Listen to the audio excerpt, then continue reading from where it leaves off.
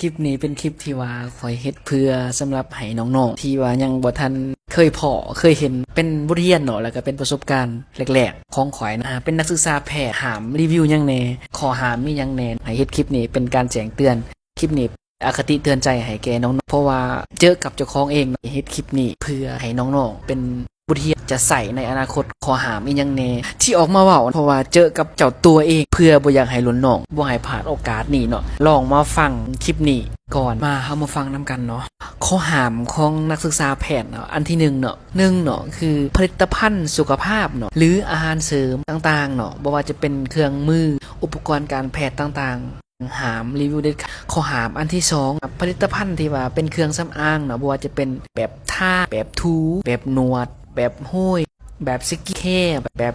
ที่แขวหามรีวิวกับอันที่3แสดงตัวตนเพื่อให้คนอื่นรู้ว่าตัวเองแพทย์หรือว่าเป็นหมอแบบโฆษณาตัวเองอันนี้เป็นข้อหามใหญ่ข้อหามต่างๆบ่ว่าจะเป็นอยู่ในโรงหมอเฮ็ดหัตถการต่างๆก็ห้ามถ่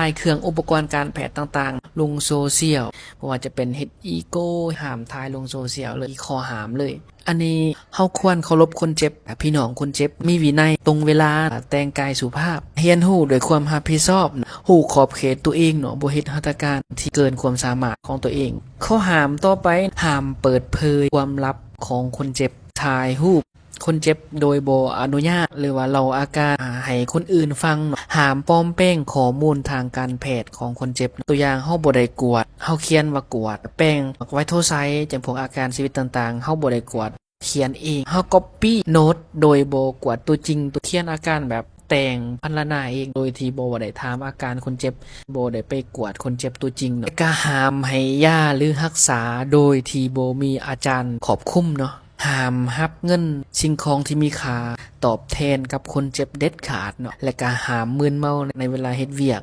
ห้ามบ่เคารพคนเจ็บตัวอย่างเฮาบ่ฟังคนเจ็บเว้าจ้าบ่สุภาพดูถูกคนเจ็บห้ามขาดความรับผิดชอบตัวอย่างเฮาหายไปจากวอร์ดบ่ติดตามคนเจ็บบ่รีพอร์ตคนเจ็บตัวอย่างในเวลาคนเจ็บที่มีอาการ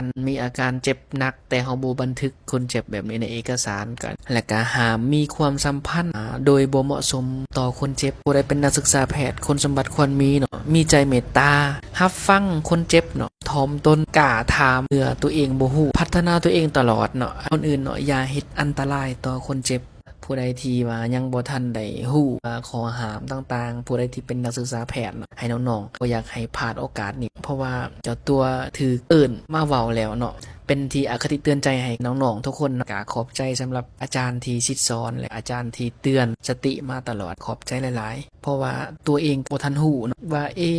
ทางโซเชียลเฮาควรเฮ็ดแนวใดเนาะ